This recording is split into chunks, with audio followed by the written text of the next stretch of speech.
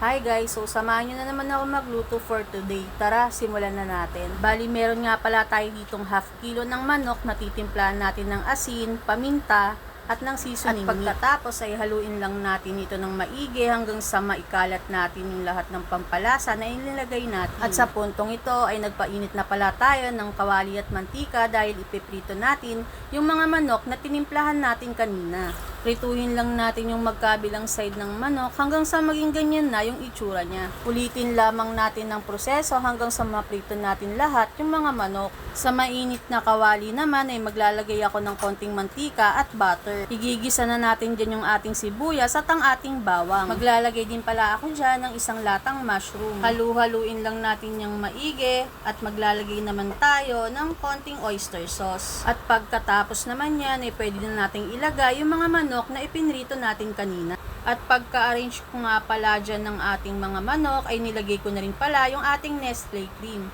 Naglagay din pala ako ng paminta at ng seasoning mix. Maglalagay din pala ako ng konting patis. Haluin at bali-baliktarin lang natin ang ating mga manok hanggang sa maluto din siya magkabilang side. Isimmer pa natin yan ng 10 to 15 minutes hanggang sa ma-absorb pa ng konti ng manok yung ating sauce. At ayan, luto na ang ating creamy chicken mushroom. Happy eating everyone! Thanks for watching!